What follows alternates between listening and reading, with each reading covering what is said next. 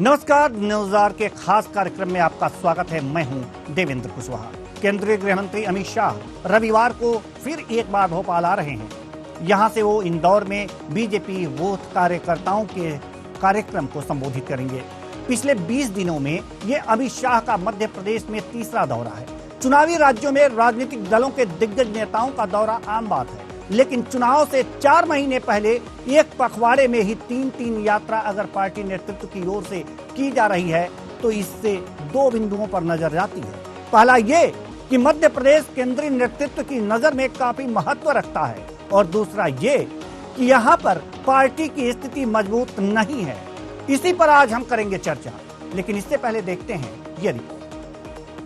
MP दौरे पर शाह, रविवार को फिर आएंगे शाह। 20 दिनों में शाह का तीसरा दौरा, बीजेपी को गढ़ बचाने की चुनौती। मालवा निवाड़ क्षेत्र पर होगी नजर, करेंगे चुनावी तैयारियों की समीक्षा। गुजरात के बाद मध्य प्रदेश को बीजेपी का सबसे मजबूत गढ़ माना जाता है और आगामी लोकसभा चुनाव में भी इसके विधानसभा चुनावों के नतीजे असर डालेंगे। वहीं हाल ही में आए चुनावी सर्वे और पिछले विधानसभा चुनाव में मिले झटके से यहाँ बीजेपी की बिगड़ती हालत की चेतावनी दी है। इसमें पार्टी हाईकमान ने स्थिति के मद्देनजर आगामी विधानसभा चुनावों के लिए सूबे की कमान अपने हाथों में ले ली है। अमित शाह के लगातार हो रहे दौरे इस बात की तस्दीक करते हैं। पिछले दौरे में केंद्रीय मंत्री अमित शाह ने कोर कमेटी के सदस्यों से मुलाकात की। इस दौरान उन्होंने पार्टी के भीतर की गुटबाजी को खत्म कर केंद्रीय नेतृत्व के निर्देशों पर चुनाव लड़ने की बात कही और चुनाव प्रभारी और सह प्रभारी के पद पर भूपेंद्र यादव और अश्विनी वैष्णव जैसे अपने भरोसेमंद नेताओं को तैनात कर पहले ही केंद्रीय नेतृत्व इनकी वानगी दे चुका था कि चुनाव केंद्रीय नेतृत्व में लड़ा जाएगा। कोर कमेटी और संगठन के दिग्गजों ने मेल मुलाकात के बाद अब अमित शाह कार्यकर्ताओं के बीच पहुंच रहे हैं। देखिए, निश्चित रूप से आधुनिक भारत के चाणक्य, विश्व के सबसे बड़े लोकतंत्र के गृह मंत्री और जन जन के लाडले नेता माननीय अमित भाई शाह जी मध्य प्रदेश आ रहे हैं। उनका कार्यकर्ता आतुर हैं उनका स्वागत करने के लिए।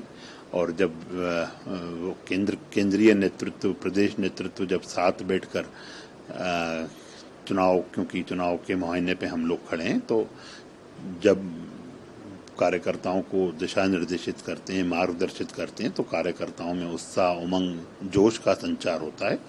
और चूंकि मध्य प्रदेश चुनाव के मुहायने पे है, भारतीय जनता पार्टी पार्षद से लेकर पार्लियामेंट तक का चुनाव बड़ी गंभीरता से, बड़ी दमखम से लड़ती है। तो यही कारण है कि माननीय अमित भाई शाह जी जब आएंगे तो कार्यकर्ताओं में उत्साह, उमंग का संचार होगा और कार्यकर्ता जो हमारा संकल्पित है, अब की बार 200 पार, निश्चित रूप से हम अपने संकल्प को सिद्ध करने के लिए आगे बढ़ेंगे।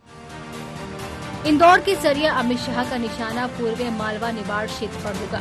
मध्य प्रदेश में सत्ता का शिखर हासिल करना है तो मालवा निवाड़ का रण जीतना जरूरी है। बीजेपी लगातार इस इलाके में मजबूत रही है और इसी के चलते पिछले 2 दशकों से सूबे की सत्ता तक भी पहुंची है।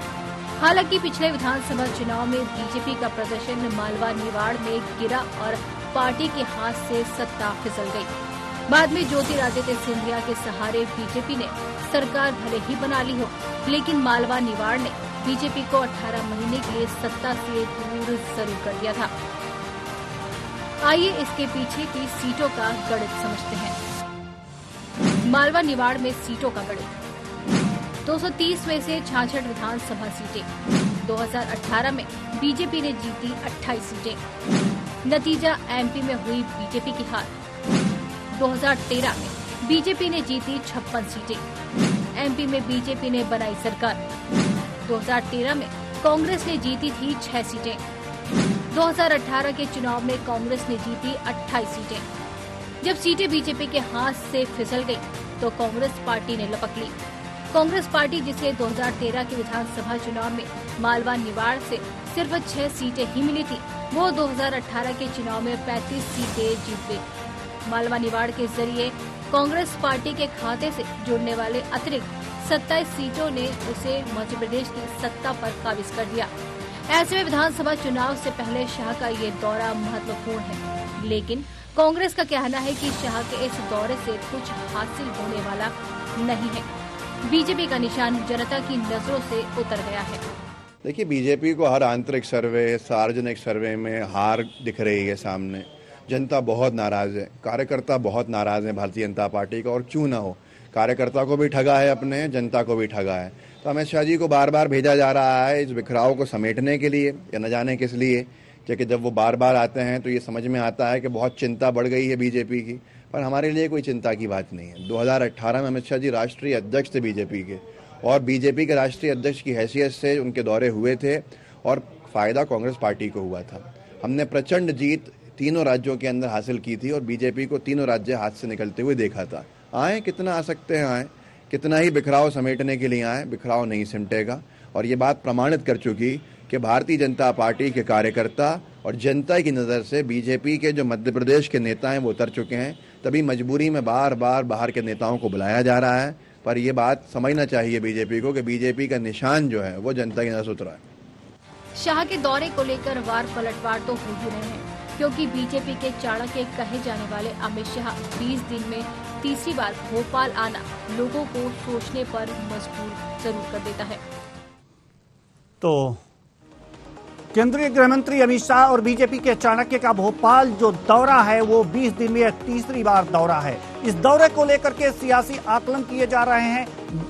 विपक्ष कह रहा है कि बीजेपी की स्थिति खराब है, इसलिए ताबड़तोड़ दौरे हो रहे हैं। लेकिन जो दूसरी बात यह है कि बीजेपी यह कह रही है कि हम किसी भी मायने में कमजोर नहीं हैं और हम अपने संगठन को मजबूत कर रहे हैं, चुनावी मोड में पूरी तरह से हैं और इस बार फतह करेंगे। आज इसी मुद्दे पर करेंगे चर्चा, और चर्चा के लिए जो हमारे साथ मेहमान जुड़े हुए हैं उनसे आपका परिचय करा दें। शिवदयाल बागरी, विधायक कांग्रेस; राजेश वर्मा, पूर्व विधायक बीजेपी; रमेश शर्मा, वरिष्ठ पत्रकार। तीनों मेहमानों का बहुत बहुत स्वागत है हमारे इस कार्यक्रम में। चर्चा की शुरुआत करते हैं। चर्चा की शुरुआत करेंगे हम राजेश वर्मा जी, पूर्व विधायक बीजेपी। राजेश वर्मा जी, सवाल यहां पर यह है कि बीजेपी लगातार यह कह रही है कि कोई दिक्कत नहीं है, हम पूरी तरह चुनावी मोड में हैं और चुनाव को जीतेंगे, और जीतने के लिए ही जो बीजेपी के चाणक्य हैं लगातार आ रहे हैं। लेकिन एक संदेश तो यह भी जा रहा है कहीं ना कहीं कुछ गड़बड़ है और जिसे समेटने का प्रयास किया जा रहा है। गड़बड़ बताइएगा क्या?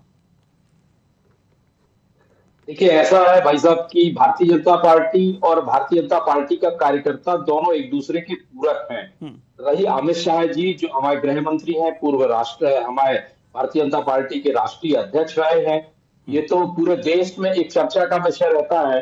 अमित शाह जी जैसा कुशल नेतृत्व भारतीय जनता पार्टी को मिला, और आज हम सब भाग्यशाली हैं। और ये तो चुनावी समर है कि चुनावी समर है, जैसे विवाह होता है तो विवाह में तो फूफा भी आता है, आपका मौसा भी आता है, मामा भी आता है। उसी प्रकार भारतीय जनता पार्टी का केंद्रीय नेतृत्व भी आ रहा है। हम सब कार्यकर्ताओं के बीच में उत्साह का वातावरण है कि हमें उनका मार्गदर्शन मिलने वाला है इंदौर में। नहीं, इतना मार्गदर्शन, ये तो कहीं कुछ गड़बड़ी के आसार दिख रहे हैं। देखिए साहब, पहले सगाई होती है, फिर लगन होती है, फिर विवाह होता है, तो ये तो चुनावी वातावरण नहीं है। तो अमित शाह जी आएंगे, अमित शाह जी को सगाई का नहीं, सगाई का आपने जिम्मा दे रखा है, विवाह का जिम्मा दे रखा है, तिलक का जिम्मा दे रखा है, या तीनों का जिम्मा दे रखा है? मैंने एक देखिए साहब, मैंने तो एक बात आपके सामने अपनी रखी छोटे रूप में कि Bharatiya Janata party cadre based party है, ठीक है ना। भारतीय जनता पार्टी पूरे भारत के अंदर, मध्य प्रदेश हमारा हृदय स्थल है, जहाँ पे हमारी जो रचना है वो बूथ स्तर तक की है।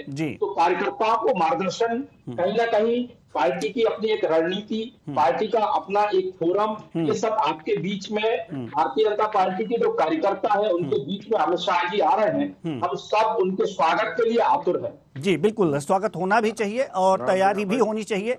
हमारे साथ शिवदयाल बांगरी जी, विधायक कांग्रेस, जुड़ चुके हैं। हालांकि मैंने स्वागत तो पहले ही कर दिया था, एक बार फिर आपका स्वागत करते हैं। शिवदयाल बांगरी जी, आप तक मेरी आवाज पहुंच रही है? चलिए, जब तक आप जुड़े तब तक हम वरिष्ठ पत्रकार रमेश शर्मा जी के पास जाएंगे।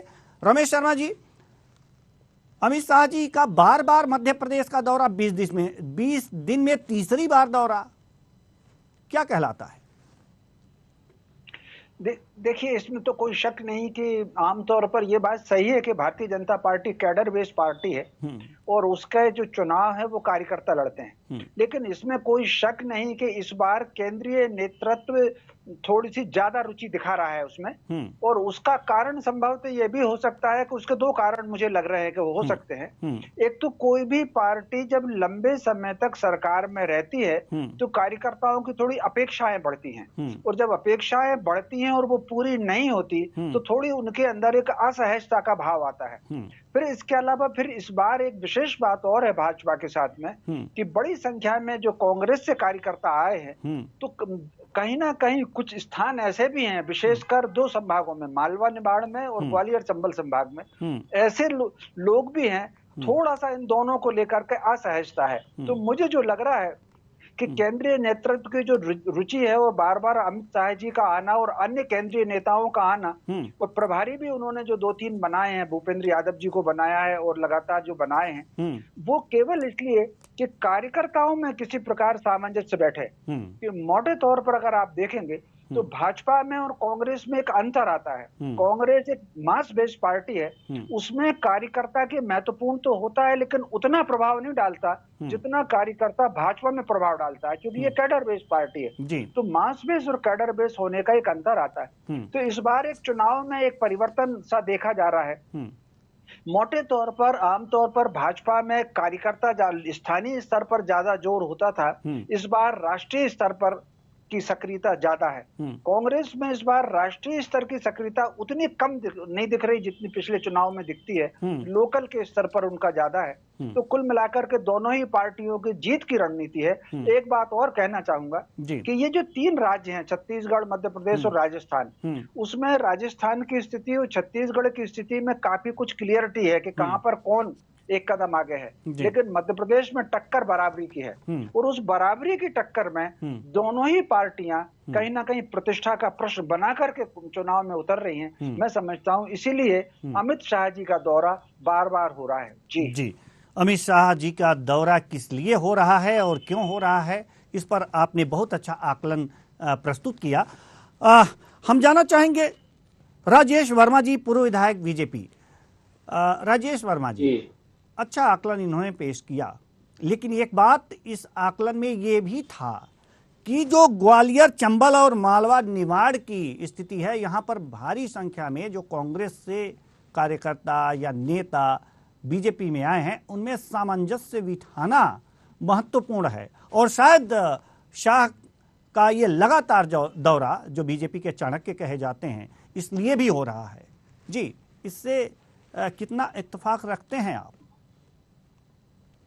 देखिए साहब, अभी रमेश जी भाई साहब ने अपनी बात रखी, तो मैं आपको एक निवेदन कर लूं कि बहुत पहले आपने, कमलनाथ जी ने अपने कांग्रेस के कार्यकर्ताओं से ये कहा था कि अगर आपको संस्कार सीखना है या कार्यकर्ता हो तो भारतीय जनता पार्टी का हो। ये बात उन्होंने बहुत पहले कही थी। तो भारतीय जनता पार्टी का कार्यकर्ता तो कैडर बेस्ड कार्यकर्ता है। हमारे यहाँ तो विसिल बजी और हम लाइन अप हुए, हमारे यहाँ ये कोई दिक्कतें नहीं होती है। और भारतीय जनता पार्टी की आज की जो स्थिति, हम लोग नीचे स्तर पे जा रहे हैं, नीचे स्तर पे हम लोग आज जमीन में जाके संपर्क कर रहे हैं, तो जो हमारी योजनाएं चल रही हैं, चाहे वो केंद्र की हो चाहे प्रदेश की हो, इतना अच्छा वातावरण नीचे स्तर पे है कि लोग, तो ये माताएं बहनें तो ये कह रही हैं कि हमें तो पहले पिता से पैसा मांगना पड़ता था, पति से मांगना पड़ता था, भाई से मांगना पड़ता था, और आज हमें तो मामा ने सीधा हमारे खाते में राशि देने का काम किया है। तो कहीं देखिए, नीचे जो आपने कहा ना कि कहीं ना कहीं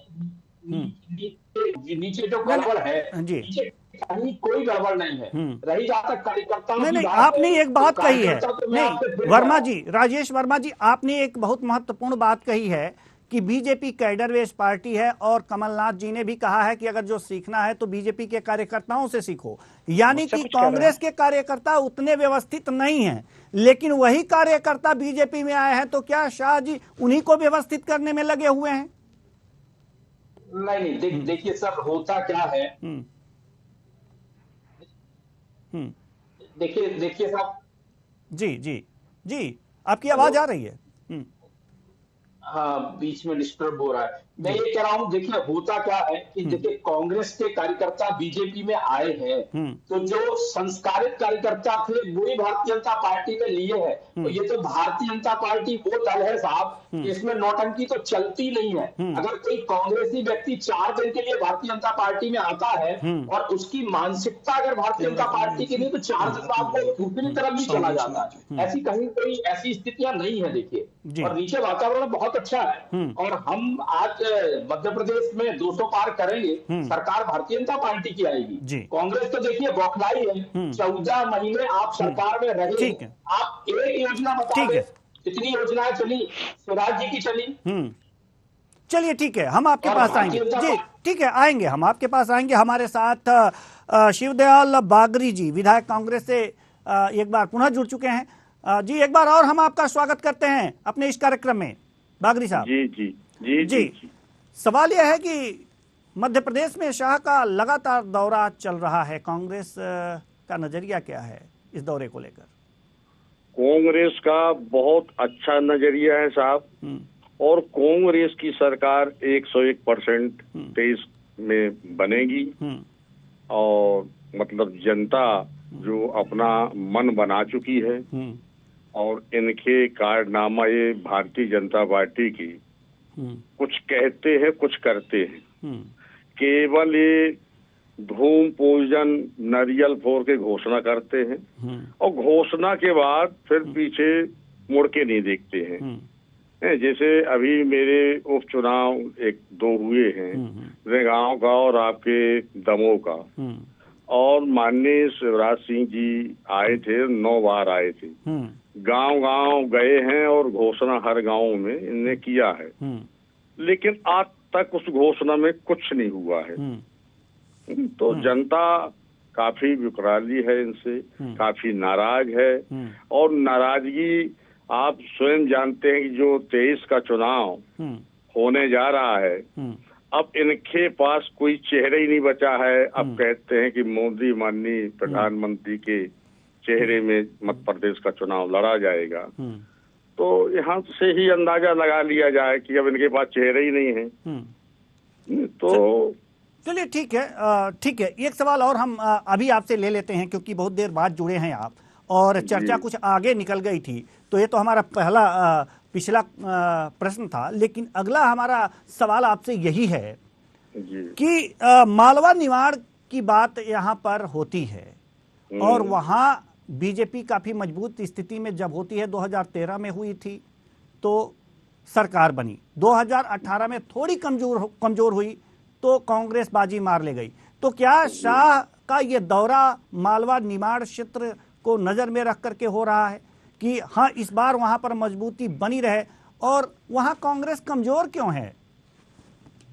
बिल्कुल साहब, कमजोर बिल्कुल मालवा क्षेत्र में वो स्वयं महसूस कर रहे हैं कि हम कमजोर हैं, इसलिए बार बार मतलब ऊपर के नेता यहाँ आ रहे हैं, और मतलब अपनी शाही मजबूती करने की अमित शाह के 1-2 दौरा उनका भोपाल में हो चुका, माननीय प्रधानमंत्री का भी दौरा हो चुका, तो निश्चित है इनको घबराए हुए हैं, वहाँ हम मजबूत हैं, और ये आ रहे हैं कि कैसे हम मतलब टोरे, कैसे जनता को नाराजगी जो मजबूत कैसे हैं ये बताइए हमें, आप मजबूत कैसे हैं वहाँ मालवा निमाड़ में? मजबूत साहब, जैसे मजबूत हम ऐसे हैं कि जैसे ने घोषणा किया, और जो हम लोगों का वचन पत्र है कि जो हमको करना है, 5 वचन पत्र है, तो वो काफी हम लोगों से कांग्रेस पार्टी से प्रभावित हैं, और काफी बीजेपी के नेता सब टूट बड़े बड़े नेता कांग्रेस का सदस्यता ले रहे हैं। लेकिन तो खबरें तो ये है हमारे पास कि मालवा निमाड़ क्षेत्र से और ग्वालियर चंबल क्षेत्र से कांग्रेस के लोग बीजेपी में मिले हैं ज्यादातर। नहीं मतलब जैसे नहीं कांग्रेस में आए हैं, भाजपा के बड़े बड़े दिग्गज नेता आए हैं, और साहब जैसे टिकट जैसे आपका आचार संहिता लगती है, कुछ तो अभी भय में है कि हम सरकार है इनकी, और सरकार जैसे इनकी आचार संहिता लगी, तमाम बड़े बड़े नेता कांग्रेस की सदस्यता लेने वाले हैं। अब देखिए, सवाल तो आपसे बनता ही है कि भय में क्यों हैं, लेकिन हम पूछेंगे ये कि आखिर कांग्रेस के बड़े बड़े नेता भय में क्यों हैं। कुछ तो गड़बड़ है, इसलिए भय में हैं। हम आएंगे आपके पास, लेकिन हमारे साथ और भी मेहमान हैं, उनसे भी सवाल हमें लेना है जल्दी जल्दी, क्योंकि समय बहुत कम है। वरिष्ठ पत्रकार रमेश शर्मा जी हमारे साथ मौजूद हैं। मालवा निमाड़ की स्थिति के बारे में अगर जो कहा जाए तो बीजेपी जहां जहां अगर मालवा निमाड़ में जब मजबूत रही है तो सरकार बनाई है, कमजोर रही है तो क्या मालवा निमाड़ की इस समय की अगर जो आकलन किया जाए, जैसा कि ये भी बातें आती हैं कि कांग्रेस के लोग बीजेपी में शामिल हुए हैं, तो ये सारी चीजें हैं, तो इस समय की स्थितियां क्या बीजेपी के अनुकूल या प्रतिकूल, क्या माहौल कुछ समझ में आ रहा है वहां का? देखिए, मोटे तौर पर आपने बिल्कुल सही कहा कि मालवा निमाड़ में भाजपा अपेक्षाकृत मध्य प्रदेश के दूसरे हिस्सों की तुलना में सशक्त रही। उसका कारण ये है कि 1936, 37, 38 से वहां संघ का काम जो था वो शुरू हो गया था। 1940 तक आदि संघ राज धार से लेकर के उज्जैन, इंदौर और नीमच तक और कितने प्रचारक वहां से सैनिक निकले। यही कारण है कि 1971 के चुनाव में जो जनसंघ को 30-32 सीटें पूरे देश में मिली थी, उसमें से 8-9 सीट केवल मालवा निमाड़ इसी क्षेत्र की रही हैं। फिर आगे चल करके उन्होंने मध्य भारत में भी अपना काम बढ़ाया, लेकिन बहुत आश्चर्यजनक तरीके से 2018 में उनको मालवा निमाड़ में नुकसान, बहुत ज्यादा नुकसान हुआ उनको। तो कुल मिलाकर के मुझे जो लग रहा है कि अमित शाह जी तो इंदौर में जाकर के बैठक करेंगे ही, और वहां से वो जाना पाओ भी जाएंगे, जो भगवान परशुराम जी की जन्मस्थली है वहां भी वो जाने वाले हैं। इसके अलावा अगर आप देखेंगे तो भाजपा के कई केंद्रीय नेता मालवा निमाड़ में अलग अलग वो चक्कर लगा रहे हैं, महू में भी आ चुके हैं। तो कुल मिलाकर के भाजपा की बराबर ये कोशिश है कि उनकी जो शक्ति रही है मालवा क्षेत्र में, निमाड़ क्षेत्र में, वो शक्ति उनको 2023 में मिले। और अगर उनको इन दोनों में नुकसान ना होता 2018 में, तो उनकी सरकार जाती नहीं। कमोबेश महाकौशल में बहुत ज्यादा नुकसान नहीं था और उनको लाभ रीवा संभाग में हुआ, लेकिन जो बड़ा नुकसान उनको ग्वालियर, चंबल और मालवा में हुआ, इसीलिए वो सरकार से बाहर हुए। इसीलिए इस बार उन्होंने चंबल संभाग से नरेंद्र सिंह जी तोमर को लिया, प्रभारी बनाया, और मालवा निमाड़ में कहीं ना कहीं अधिकारियों के दौरे, और उन अधिकारियों के दौरे जो कहीं ना कहीं जिनकी पृष्ठभूमि संघ से है, वो मालवा निमाड़ दौरे में लगातार जारी है। जी, राजेश वर्मा जी, हम आपके पास आएंगे। मालवा निमाड़ की अगर जो बातचीत चल रही है तो मालवा निमाड़ में 2018 में स्थिति आपकी सही नहीं थी, इसलिए सरकार नहीं बना पाए, लेकिन ये बाद में 15 महीने बाद जो कुछ हुआ, सरकार में आ गए आप लोग। तो क्या इस समय रणनीति मालवा निमाड़ पर ज्यादा केंद्रित है शाह के दौरे को लेकर के? देखिए साहब, नरेंद्र मोदी जी हमारे राम है, उनकी जो दाहिनी भुजा है वो अमित शाह जी है, और हम सब उनकी भुजा में समाहित है। तो आज आपको हम ये आग्रह करना चाहते हैं कि पूरे मध्य प्रदेश में, क्योंकि देखिए तो चुनाव है, तो चुनाव में तो सब प्रकार की बातें आएंगी। माननीय विधायक जी जैसे अभी कह रहे थे कि नरियल फोड़ दिया, पूजन कर दिया, ऐसे एक भी काम बता दें। आज भारतीय जनता पार्टी जो कहती है साहब वो करती है। ये धोखे से अगर आ गए थे, झूठ बोल के अगर ये आ गए थे 2018 के चुनाव में कि हम 2 लाख रुपए का किसानों का कर्ज माफ करेंगे, तो आज उनकी बददुआएं उनको मिली है। इन्हें किसी किसान का कोई कर्ज माफ नहीं किया, एक भी किसान का कर्ज माफ नहीं किया। यहाँ तक कि हरे लाल पीले कागज ये लोगों को बताते थे। इनके बड़े नेता उस समय ज्योतिरादित्य सिंधिया जी ने ये कहा था कि हम सड़कों पर उतर जाएंगे कमलनाथ जी से, और कमलनाथ जी ने कहा कि आप सड़क पे उतर जाइए, और जब ज्योतिरादित्य सिंधिया जी सड़क पे उतर गए तो ये भी सड़क पे आ गए। ऐसी स्थिति इनकी है। सरकार भारतीय जनता पार्टी की बनेगी, और देखिए वोट जनता देती है। ठीक है, नेता है, हम सब लोग भारतीय जनता पार्टी के बहुत छोटे कार्यकर्ता हैं, एक गैलरी के रूप में हम नीचे काम करते हैं, लेकिन केंद्रीय नेतृत्व जो हमारा है, जहां तक अभी ये बात कर रहे थे कि साहब इनके पास नेता, आज इनके पास नेता नहीं है, इनकी बुरी स्थिति है। अरे 2.5 आदमी की कांग्रेस है साहब, 3 भी नहीं है, 2.5 है। अब आप समझ लें कि वो 2.5 कौन है। लेकिन 2018 में मालवा निमाड़ में कांग्रेस मजबूत हुई है, और हो सकता है कि लगत इस बार भी मजबूत रहे, जैसा कि हमारे शिवदयाल बागरी जी कह रहे हैं कि हम मजबूती से रहेंगे और सरकार भी बनाएंगे। तो हो सकता है कोई और रणनीति बनी हो। जी देखिए साहब, हमारा तो आग्रह है कि जनता मत देती है, जनता जिसे मत देती है उनकी सरकार बनती है, तो मध्य प्रदेश में एक अच्छा वातावरण है। और जो भारतीय जनता पार्टी की सरकार ने किया, आप खुद देख रहे हैं कि पूरे मध्य प्रदेश में आज की स्थिति में, जब हम 14 महीने के बाद माननीय मुख्यमंत्री जी ने सरकार संभाली, उसके पहले कमलनाथ जी इनके मुख्यमंत्री थे, वो ये कहा करते थे कि साहब खजाना खाली करके चले गए, इनके पास तो कुछ है ही नहीं। कोरोना जैसे कार्यकाल में माननीय शिवराज जी ने सरकार में शपथ लिया। जी, हम आपको रोकना चाहेंगे, एक बड़ी खबर आ रही है, हम आप बने रहिएगा हमारे साथ। ये बड़ी खबर आ रही है भोपाल से, अमित शाह का भोपाल दौरा कैंसिल कर दिया गया है।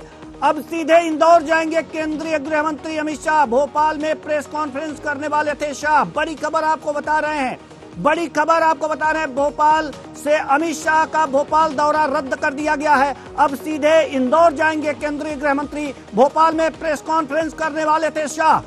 यह बड़ी खबर हम आपको बता रहे हैं। तो यह बड़ी खबर, अमित शाह का भोपाल दौरा कैंसिल कर दिया गया है। अब सीधे इंदौर जाएंगे केंद्रीय गृह मंत्री। तो बड़ी खबर आपको बता रहे हैं।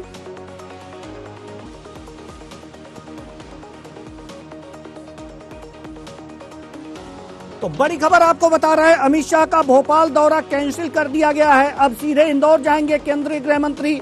भोपाल में प्रेस कॉन्फ्रेंस करने वाले थे शाह। आपको बताएं कि भोपाल एयरपोर्ट पे उतरेंगे और यहां से सीधे इंदौर के लिए रवाना हो जाएंगे। हालांकि जो प्रेस कॉन्फ्रेंस करने वाले थे, वो प्रेस कॉन्फ्रेंस भोपाल में कैंसिल कर दिया गया है।